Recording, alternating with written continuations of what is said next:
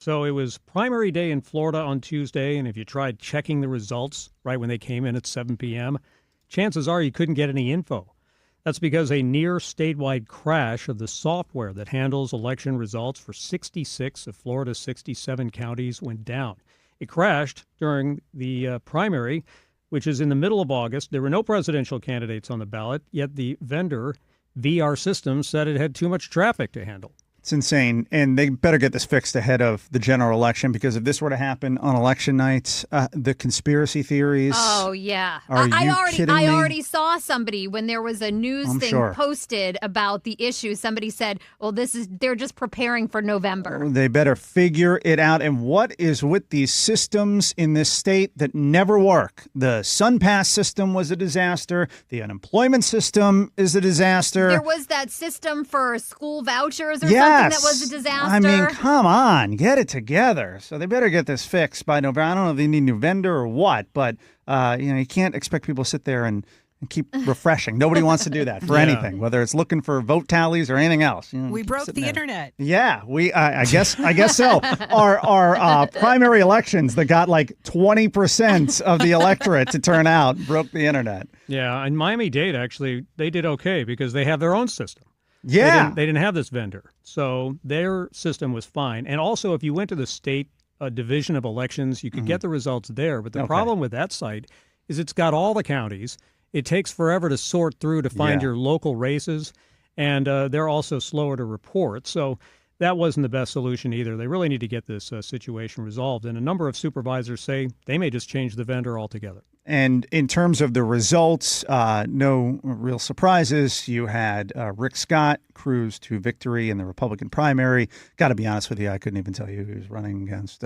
Debbie Mucarsel-Powell, she won. That's going to be the matchup. And then you had a couple of other interesting things here and there. There was some action down in South Florida, Natalie, that actually I thought was pretty interesting to follow. What were some of the highlights? Well, some of the highlights, Daniela Levine Cava winning her reelection bid, to no shock, really. We didn't really think that she had much of a competition there. In the sheriff's race for Miami-Dade County, though, that's pretty tight. We've got her, for lack of better words, her crony, James Reyes, who's a Democrat who used to work with Broward Sheriff's Office and is also in charge of a certain department within the county, who won his bid for the Democrat side against Republican Rosie Cordero-Stutz, who is openly Republican, openly has been supported by President Trump, and she won against 11 other candidates. So she's got it going for her come November against Reyes. She won by 2 percentage points. Now, again, the turnout, less than 10% for these races. Wow. In Miami-Dade. It was like, who has the most friends and family? Yeah, really. Like, a friend over here.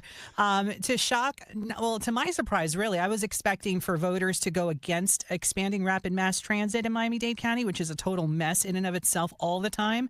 But you had 214,000 people voted in favor of this. So they're going to be spending more taxpayer money to kind of congest more of our roadways to tell us that they're making it more simple, but not. 59% voted no. Yeah, that sounds like a great plan.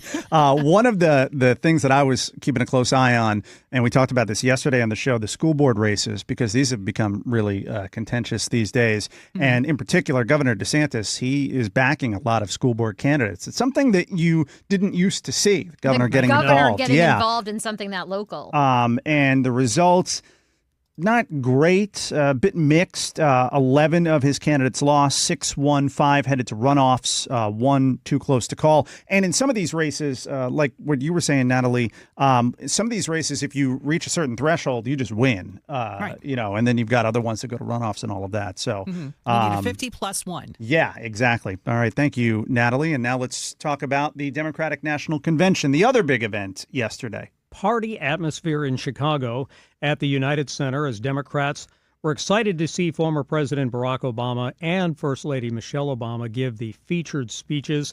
And they overall were received very well. Lots of cheering, lots of pauses by Barack Obama, like we talked about, Ryan.